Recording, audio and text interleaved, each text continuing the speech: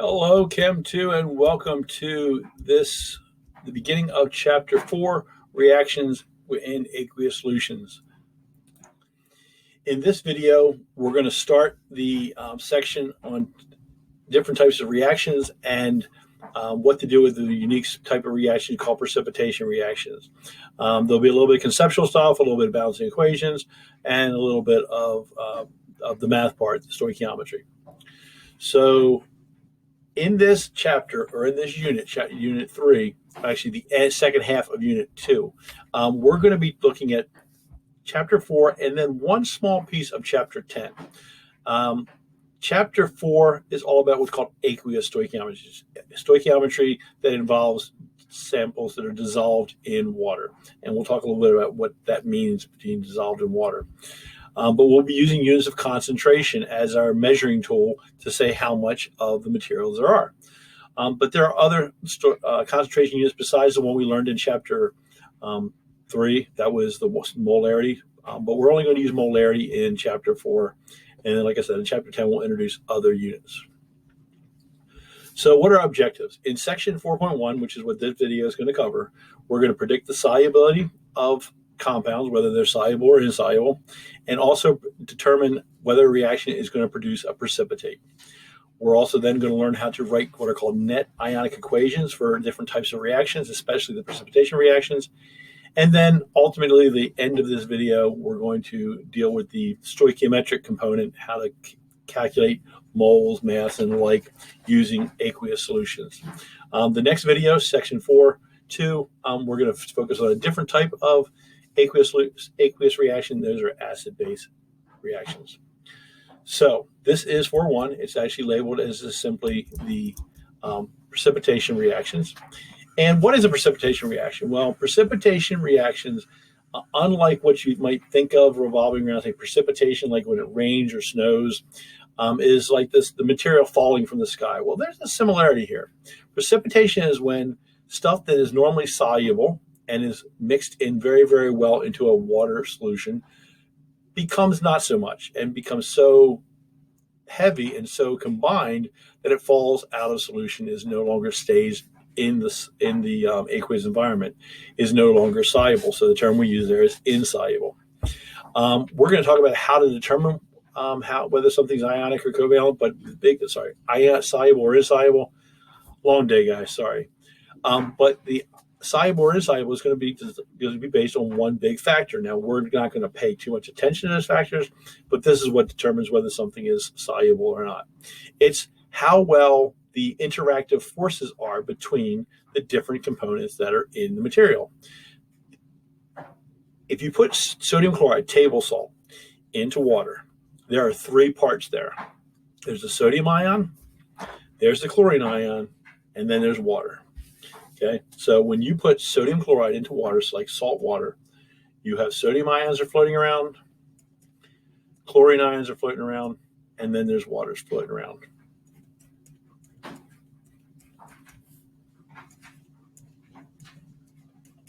And there's a lot of waters compared to sodium chlorides. So here's what happens. You've got competing forces.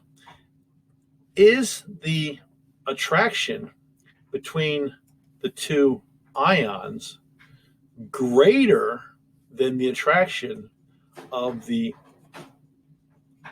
water to the ions, or vice versa? Which one is going to be stronger? If the attraction between the 2 ions is stronger than the attraction for the ions for the water, then they're going to stay together. Vice versa, if the attraction of the water to the ions is stronger than the attraction between the ions, then it is going to be insoluble. Now, soluble. So here's an odd story. One of our previous principals, actually, most of you guys knew Mr. Barnes. Well, prior to Mr. Barnes was Mr. Cockley, and he was the principal of Century High School for about 11 years. And one day he walked into my class while I was trying to describe what this solubility concept is. And one of the ways I did that is with an analogy. So here's the analogy that I use. if you and your significant other go to a party, and you and your significant other go to a party, and you go there together, one of two things is going to happen. One, you're either going to be attached to the hip, and you never ever leave each other's side because the party cannot tear you guys apart. You want to stay together, or you're going to get to the party and you're going to say, "See ya," and you do your thing, you do your thing, they do their thing, and you never see each other till the very end. Well, that's the equivalent of soluble versus insoluble. Insoluble is the ones that stay together. The attraction between the two particles are so strong that the party can't take them apart. Vice versa, the attraction between the two particles is meh, it's okay. But when you get to the party, you disappear and do your own individual things. That's a soluble environment. The water is more attracted to the particles than the particles are to one another. That is going to be a soluble situation. So there's an ion attraction. So when I have that ion, that potassium ion here, the plus, is going to be attracted to the negative side of the water. And the chlorine ion here, that's going to be attracted to the positive side of water.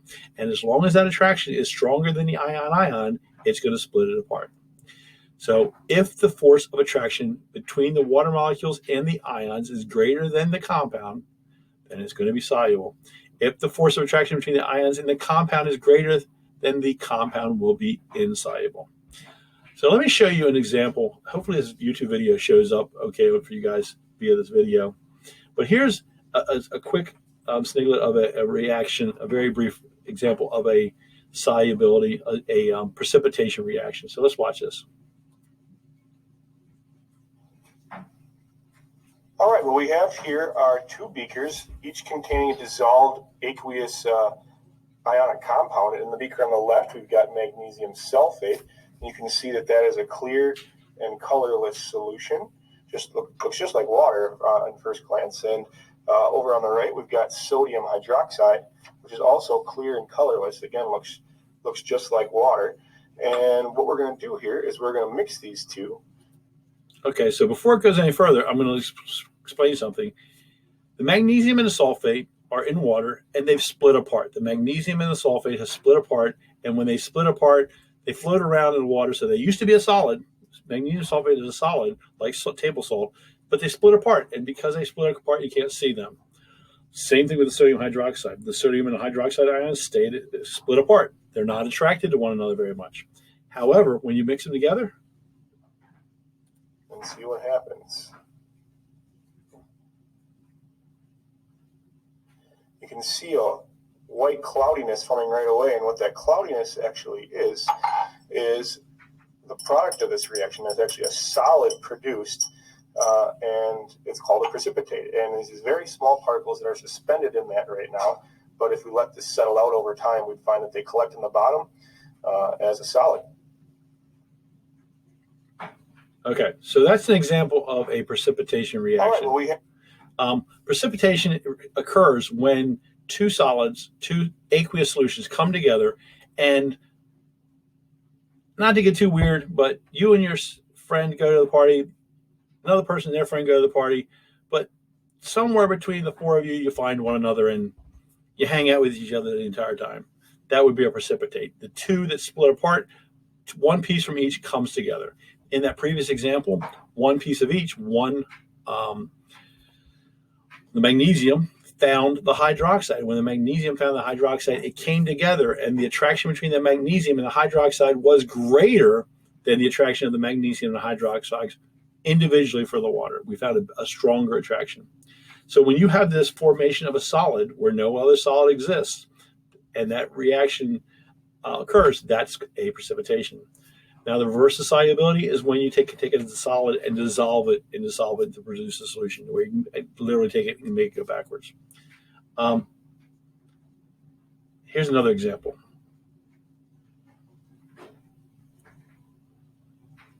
In the double displacement reaction of lead nitrate and potassium iodide, we have a colorless solution of lead nitrate. We'll add a colorless solution of potassium iodide. As potassium iodide reacts with the lead nitrate, we get the formation of a bright yellow solid, which is lead iodide. Okay, so what we have here is a reaction between two or more aqueous solutions that yield an insoluble product. So in this case, the lead nitrate came in contact with the potassium iodide. And when they mix together, boom, you get this really, really bright yellow precipitate called lead iodide. Lead iodide is insoluble. Lead iodide. So what we essentially did, and I know it's kind of weird to think about it, is we took these two compounds, this one, and split it into its parts. The leads went into solution by themselves. The nitrates went into solution by themselves. The potassiums went into the solution by themselves. And the iodine went into the solution by themselves. But as soon as that happened, this lead found this iodide and it stuck together. That attraction was so strong that the water did not split it apart. That is a precipitation reaction. When things are split apart into dissolved in a solution and then they come together, there's that strong attraction. That's a precipitation reaction. Another example that your book mentions is when you take and mix nickel chloride with sodium hydroxide. So you got nickel chloride with sodium hydroxide. Now, I couldn't find a good video that showed this particular reaction, but I did want to find it did nickel sulfate and sodium hydroxide to show you how this reaction occurs. So let's watch this video.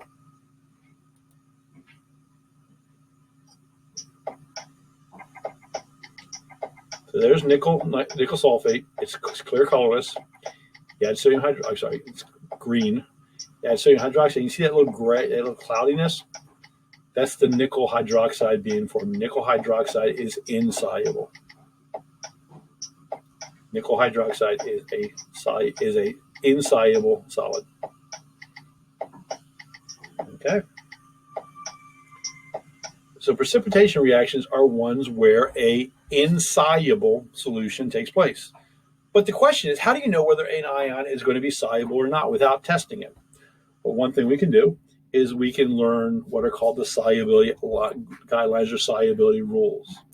Now, the next two videos are going to walk through a series of what are called the solubility guidelines that will tell you how to determine whether or not a solution is soluble or insoluble.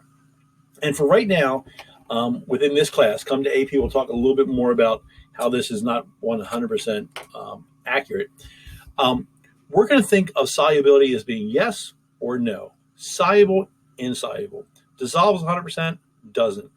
And we're going to learn some rules, and you're going to have to remember these rules, or at least have them documented so you can use them at a later date. So what we should be able to do at the end of this next section is be able to look at any of these compounds and say, oh, tin bromide is going to be soluble or insoluble. Silver perchlorate is going to be soluble or insoluble, and we should know our rules. Okay, so let's look at the rules. There's two sets of rules. One talks about solubility and one talks about insolubility.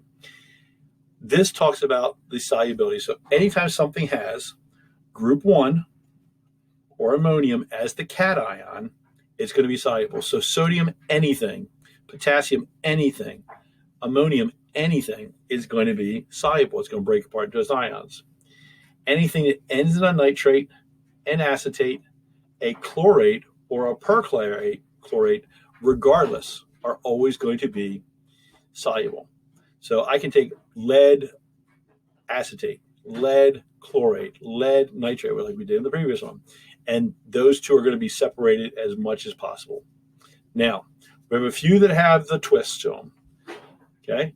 The halogens, chlorine, bromine, and iodine, are very, very soluble. However, sometimes under really, really extreme circumstances, the ones we're going to worry about when they're paired up with one of these three heavy metals, silver, mercury, or lead, then they're going to be insoluble. What that means is lead iodide is going to be insoluble. And we already saw that on the previous example. Lead with an iodide is going to be insoluble. It's going to form a precipitate. And the last one is a category of things that are very, very, very often soluble, but have a few exceptions, a lot more than the chlorides, is sulfates. Sulfates are really pretty soluble. However, when you pair them up with silver, calcium, strontium, barium, mercury, or lead, they're going to form a precipitate. And we saw kind of that earlier when the two different compounds, the nickel sulfate and the magnesium sulfate, both were aqueous solutions. Okay, so that's the soluble side. These things are like always or always with some small exceptions. What about the other side of the coin? Well, the other side of the coin is the insoluble rules. Sulfides are insoluble, except the ones we've already mentioned, ammonium, group 1. And then add some more. Chromate, insoluble, except we already talked about. Carbonates, insoluble, except already talked about. Phosphates, insoluble, except. And hydroxides, insoluble, except the ones we talked about, plus the few that you add to the list. Okay, so we have some soluble compounds for things that may not have already been soluble. So let's look at these examples. So sodium phosphite, soluble or insoluble? Did you say soluble? You were right. Iron nitrate, soluble or insoluble? Did you say soluble? You're right again. Because of the nitrate. Lead chloride, insoluble. Chlorides are soluble, but lead is one of the exceptions. Silver perchlorate, that's going to be soluble because perchlorate is one of the solubilities. Nickel carbonate. Carbonates are insoluble with some exceptions, but nickel's not one of them. That means they're insoluble. Ammonium phosphate. Ammonium is one of the exceptions to the phosphates, and ammonium is always soluble. Calcium sulfide. Calcium is, I don't know, sulfides are usually insoluble, but is calcium one of the exceptions? Yes, it is. So this is going to be soluble. Strontium bromide. Well, bromides are almost always soluble except for silver, lead, and mercury, so this is going to be soluble. Potassium hydroxide. Potassium, first column, soluble. Sodium perchlorate, double wow. Both sodiums are always and chlorates are always, so it's soluble. Oops. Vanadium hydroxides. Hydroxides are normally insoluble, but there's some exceptions. Vanadium's not one of them, so this is going to be insoluble. And then barium sulfate. Sulfates are usually soluble, but barium is one of the exceptions. That means it's usually soluble, which the exception would be it would be insoluble. Okay, so you need to be able to look at a compound, know whether it's soluble or insoluble. Now, suppose I gave you something like, I don't know, vanadium. Let's see, what didn't do any of? We didn't do any dichromates. Okay, soluble or insoluble? Well, we have no rules that would tell you that that is soluble. So it is going to be insoluble. If we have no rules that will tell you that it is soluble, we're going to treat it as if it's insoluble. Now, we talked about how these reactions take place. We're talking about just simply a partner exchange, or what is referred to as a double replacement reaction. You swap the parts. Now, the second part of this is to be able to determine or write what are called net ionic equations. Net ionic equations. And a net ionic equation is an equation that allows you to exclude any spectator ions. Now, what the heck is a spectator ion? Well, a spectator ion, if you think about going to a sporting event, a spectator is something that's there, someone that's there, but is not really contributing to the process. So, for example, in this reaction of the nickel sulfate reaction with the sodium hydroxide that we saw, the sodium did nothing, and neither did the sulfate. They just were there and didn't do anything to sort of stay in the water. So since they were not there, they were there, but they did nothing. They were just spectators. So we don't write in our net ionic equations, we do not write the spectators into the final reaction. So how do we write a net ionic equation? Well, the first thing we're going to do is just treat it as normal and write a fully balanced molecular equation, just like we did here with the nickel sulfate sodium hydroxide. Then what we're going to do is take every single component and we're going to determine, is it going to break apart into its ions? Is it soluble? Or is it going to stay together in its compound state, meaning it's insoluble? And then we're going to cancel out anything that doesn't change from one side to the other. So let's look at an example, walk through it slowly. Okay. So here we want to write the reaction between silver nitrate and potassium phosphate.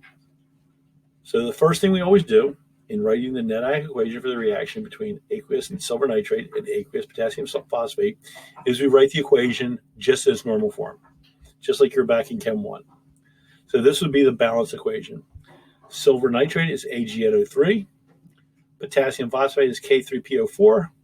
We do our little switch where the silver now pairs up with the phosphate and becomes silver phosphate. Silver is +1 charge and phosphate is -3.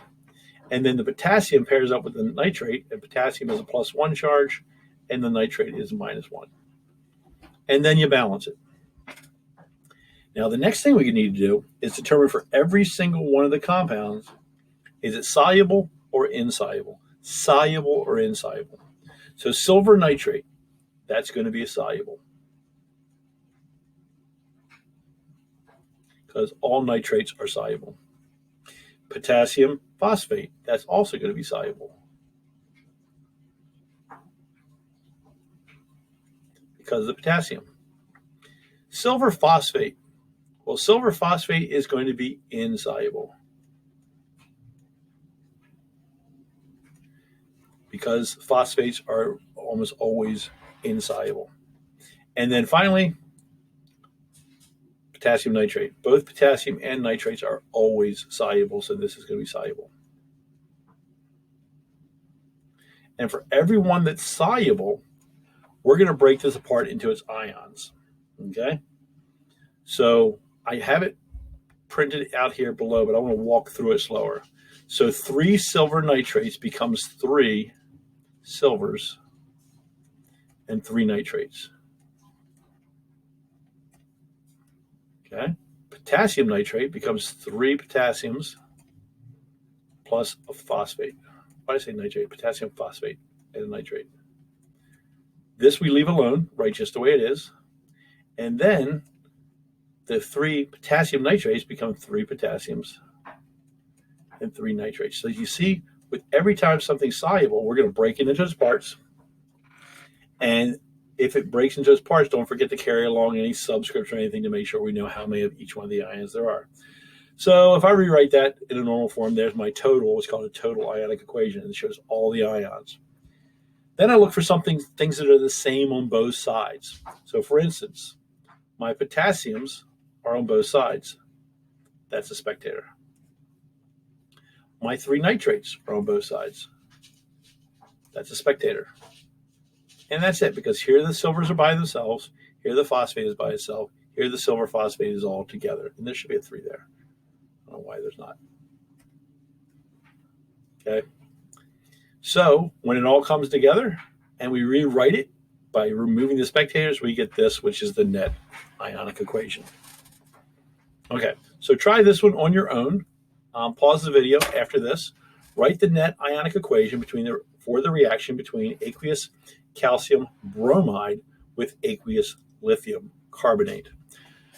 Go ahead and pause the video. Okay, let's see how you did. So, molecular compounds, calcium bromide is CaBr2, lithium carbonate is Li2CO3. When they switch partners, calcium goes with the carbonate, becomes calcium carbonate, and the lithium goes with the bromide, becomes 2 lithium bromides. Calcium bromide, lithium carbonate, and lithium bromide are all soluble, so they all get split apart.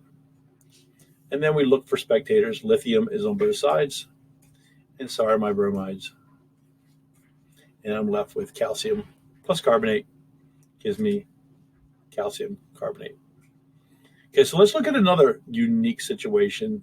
But let's not. I'm going to skip over this only because we're going to cover this a little bit more in the next example. And I'm going to pause. I'm going to stop the video here. Just in the interest of time. It's already been like 25 minutes. And I'm going to pick up in the next video and do one that's exclusively about the stoichiometry part of the aqueous solutions. So until the next video, I will see you.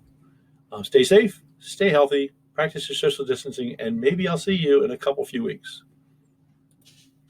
Oh, toodles.